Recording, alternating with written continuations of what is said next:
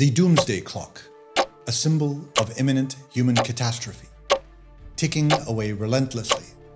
It doesn't tell us the current time, it tells us how much time we have left till total destruction of all civilizations is upon us.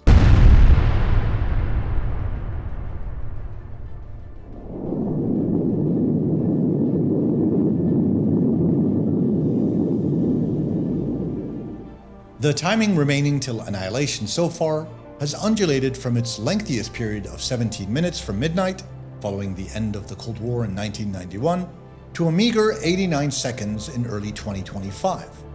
One of the biggest factors that calibrates the doomsday clock is the threat of nuclear war.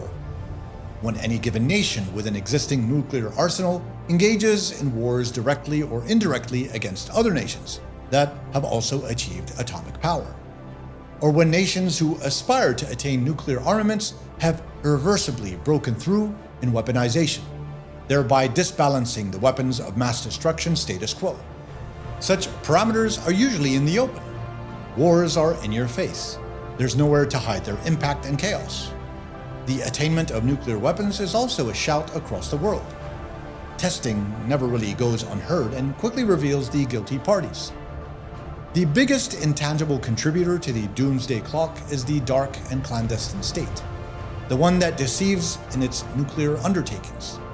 A state with no moral compass or moral conflict in the careless application of devastating weaponry, yet at the same time disguises itself as a victim and a protector of modern human rights, ideals, ethics, and civility. A wolf in sheep's clothing. When we talk about nuclear powers, countries like the United States, Russia, China, India, Pakistan, and North Korea usually dominate the conversation. But there's one nation strategically silent, diplomatically protected, and shielded from international scrutiny, that holds one of the most secretive and substantial nuclear arsenals in the world: Israel. Officially, Israel neither confirms nor denies the existence of its nuclear weapons program. This stance, known as nuclear ambiguity or opacity, amimut in Hebrew, has allowed Israel to maintain a strategic supremacy while avoiding the diplomatic consequence of open nuclear admission. This policy began in the 1950s when the Israeli government, under Prime Minister David Ben-Gurion, began cooperating with France to build a nuclear reactor in the Negev desert, near the city of Dimona. The official premise was that Israel was developing a facility strictly for peaceful energy research called Nahal Sorek. But this site was actually a shroud for the construction of a much larger facility called Dimona. From the very outset, the international intelligence community suspected the Israelis, and by the 1960s, satellite imagery and whistleblower accounts made it clear Dimona was no energy lab. It was the heart of Israel's secretive nuclear weapons project. Israel's nuclear program, though, wasn't domestically organic by any means. According to various declassified documents and reports from historians and intelligence officials, Israel allegedly acquired critical nuclear technology and materials from foreign nations, and mainly through covert and illegal means. One of the most controversial episodes involves the Apollo NUMEC affair in the United States during the 1960s.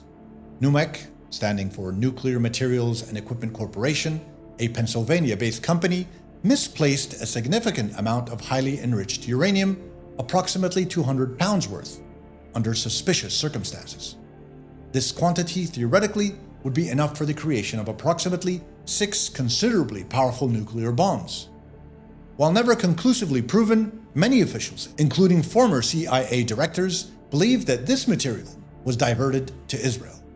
The use by Israel of industrial espionage, deceit, and leveraging close ties with diaspora communities to gain access to sensitive defense information while covertly procuring raw resources from the West came in many forms.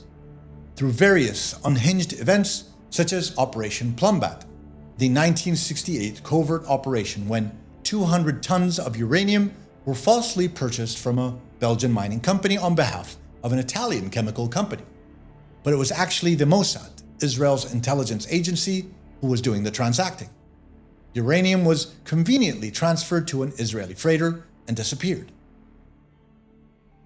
Despite being a presumed nuclear power, Israel has never signed the Treaty on the Non-Proliferation of Nuclear Weapons, the NPT.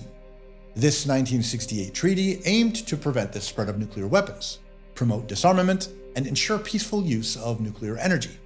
Other than Israel, every other nuclear-capable nation has signed except India, Pakistan, and North Korea. As a result, Israel's nuclear facilities are not subject to IAEA inspections or any international supervision. There are no accountability mechanisms, no transparency, no formal recognition of its nuclear arsenal despite global consensus on its existence. Estimates today suggest Israel holds between 80 and 400 nuclear warheads. On the top end of that estimate, this could place Israel as high as fourth in the list of nuclear-armed nations in the world, just behind China. In 1986, the world got its first direct confirmation of Israel's nuclear program thanks to Mordecai Vanunu, a former nuclear technician at Dimona. Vanunu secretly provided photographic evidence and technical details to the Sunday Times in the UK, revealing that Israel was producing weapons-grade plutonium and had a significant nuclear arsenal. Before the story could spread, the Mossad lured Vanunu to Rome in a honey trap operation, drugged him, and illegally extradited him to Israel. He was tried in secret, convicted of treason and espionage, and spent 18 years in prison, 11 of those in solitary confinement. Even after his release, Vanunu was subjected to severe restrictions, constant surveillance, and is banned from speaking to foreigners or even leaving Israel. Israel's secrecy with its nuclear weapons is one thing when it comes to viewing the danger it poses to the world. The other element is in Israel's reckless track record in sharing such destructive technologies with immoral regimes that echo its own modus operandi. In the late 1970s and 1980s, during the Apartheid era, Israel's military and strategic ties with South Africa grew closer. This included joint development of weapons systems, arms sales, and, according to multiple reports, nuclear collaboration. Declassified South African government documents, published by The Guardian and confirmed by former officials, show that Israel offered to sell nuclear warheads to South Africa in 1975.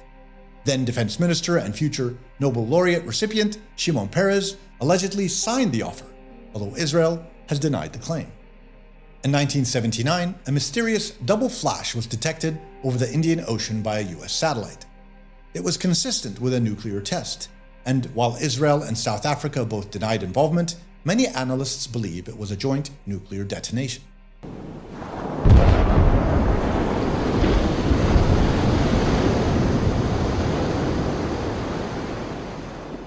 The biggest concern when it comes to Israel is that it shies away from the moral responsibilities towards nuclear weaponry and the devastation it can cause.